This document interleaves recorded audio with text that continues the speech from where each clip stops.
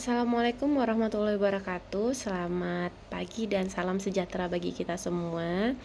Perkenalkan, nama saya Sri Ropika Dana. Saya adalah mahasiswa Magister Administrasi Publik Sultan Ageng Tirtayasa.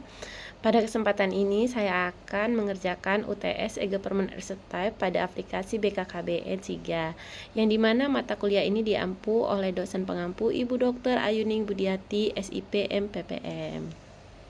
Baiklah, di sini kita akan membahas mengenai IT e-government. IT e-government menurut Well and Ross adalah sebuah kerangka kerja yang penting dalam organisasi kita. Tujuan utama dari kerangka kerja ini adalah untuk mengidentifikasi dengan jelas hak pengambilan keputusan dan akuntabilitas terkait penggunaan teknologi informasi atau TI dalam organisasi.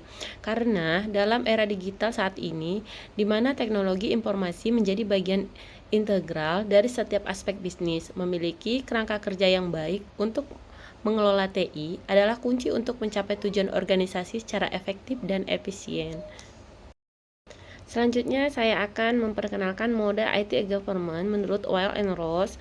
Model ini mencakup 3 aspek penting yang perlu kita perhatikan, yaitu what, who, how. Pertama, mari kita lihat what atau domain keputusan. Domain ini mencakup jenis-jenis keputusan penting yang harus diambil terkait TI.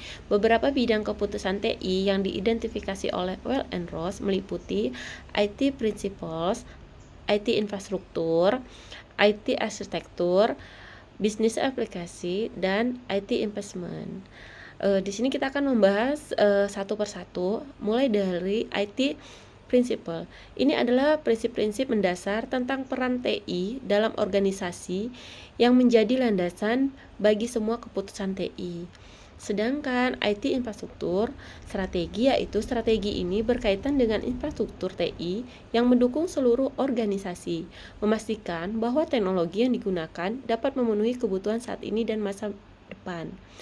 IT arsitektur ini merujuk pada struktur teknologi yang mengatur integrasi dan standarisasi sistem TI sehingga semua komponen dapat bekerja sama secara harmonis. Sedangkan business application yaitu kebutuhan akan aplikasi bisnis yang harus dipenuhi oleh TI, memastikan bahwa solusi teknologi mendukung proses bisnis dengan baik.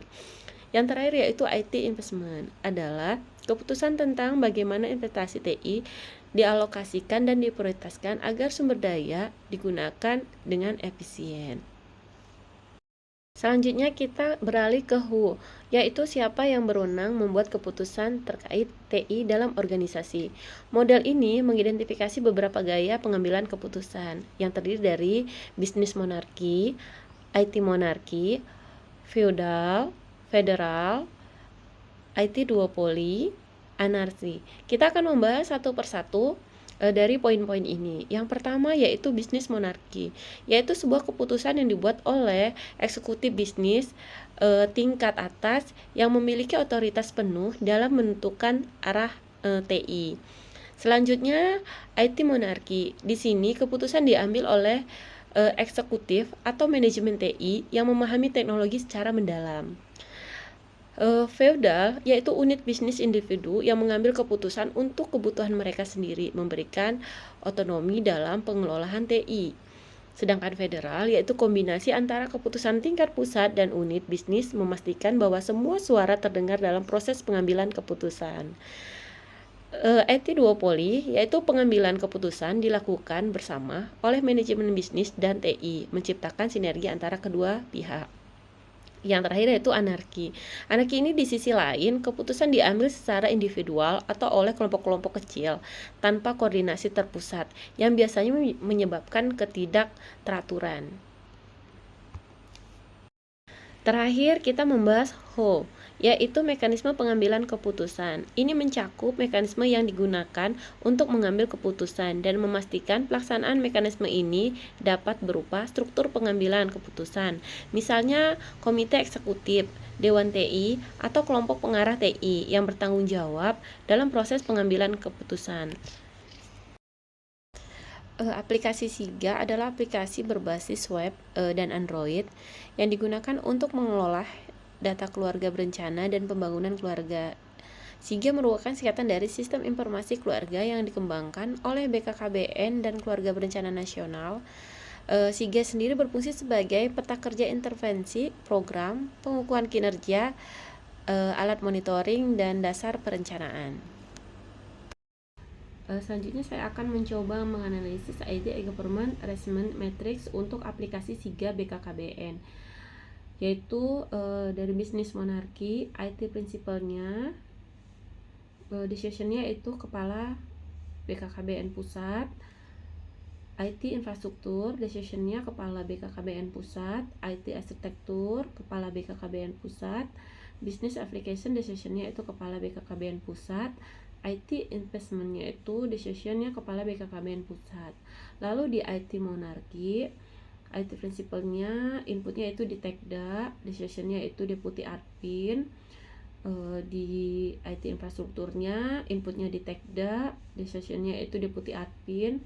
Lalu bisnis application-nya, inputnya di Tekda, decision-nya yaitu deputi Linlab.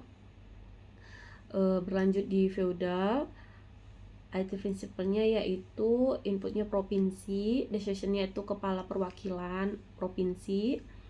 IT infrastruktur strateginya, inputnya yaitu Datin, decision-nya yaitu kepala perwakilan.